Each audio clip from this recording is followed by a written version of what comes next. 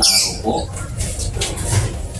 Ngayon po, ang topic natin ay battery charger.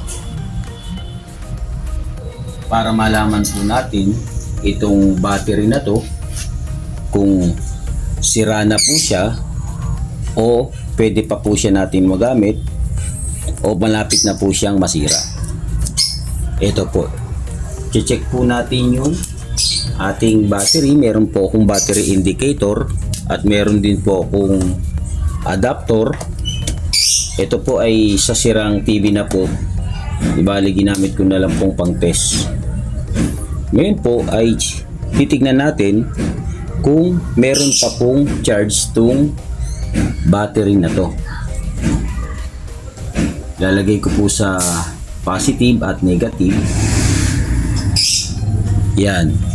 Di bali, meron pa po siyang 71%. Para malaman po natin na siya po ay sira na, hindi na po siya nag-i-stack ng power sa battery. Ibig sabihin, pagka nilagyan po natin siya ng load, meron ako ditong electric pan na pangsasakyan, pag niload po natin, nilagyan po natin load itong battery, ay madali na po siyang malobat. Yun po ay sira na po ang battery. Eto, papaandarin ko na po itong electric pan na pang sasakyan. Tignan nyo po yung indicator, bumababa po siya unti-unti. Yan po, pinaandar ko na po. Ayan po, kanina po ay 71% siya, ngayon po ay 0 na po, lobat na po siya. Ayan, lobat na po. Ayan, nagpi-57 na naman po siya. Pagka nilagyan po natin ng load siya, nagiging 0, nagiging wala na po siyang power, nauubos na po. Kaya yan po ay sira na yung battery na to. Ngayon po, i-charge naman po natin yung battery na to gamit po ang solar charge controller.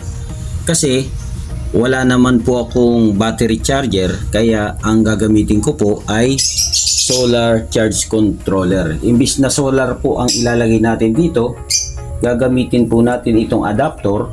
Dahil ito ay 12 volts din, isasaksak po natin siya sa kuryente para gumana po itong solar charge controller. Ito po, ito pong line na to ay para po ito sa solar. Etong nasa gilid bandang kaliwa, may positive at negative din. Ganun din sa gitna. Ito yung sa gitna ay battery, positive at negative. Ito po, ikakabit ko po muna itong para sa solar, pero dapat po ay unang ikakabit natin ay ang battery. Ito po yung sa battery. Nilagyan ko na po siya ng alligator clip. Ikakabit ko rin po siya dito sa positive, dito naman po siya sa negative. Mag-i-indicate na po siya, may lalabas na po siyang sa battery. Ayan po. Ang nawawala po sa kanya yung indicator ng solar panel. Ito po yun. Para magkaroon po siya ng indicator, ito po yung adapter. Isasaksak ko po siya sa kuryente. Ito po, yan. Ayan po, lumabas na po yung solar panel. Makikita po natin dito na nag-charge po yung battery. Ayan po. Kasi wala nga po kung solar battery charger, solar charge controller na lang po. Kasi ang alam ko, pwede itong gamiting pang charge. Halimbawa, wala tayong kuryente, ay halimbawa may bagyo, yung solar natin ay hindi makaharvest ng power, ibig sabihin lobat ang ating battery. Kaya para hindi masira ang ating battery, pwede nating gamitin tong adapter para mag-charge yung ating battery. Ito example lang, ito ay sira na. Kaya paano natin malalaman na ito ay sira na? Mabilis po siyang ma-full charge. Ayan po. 89% na po kaagad siya. Ayan. 89% mabilis na po siyang ma-full charge.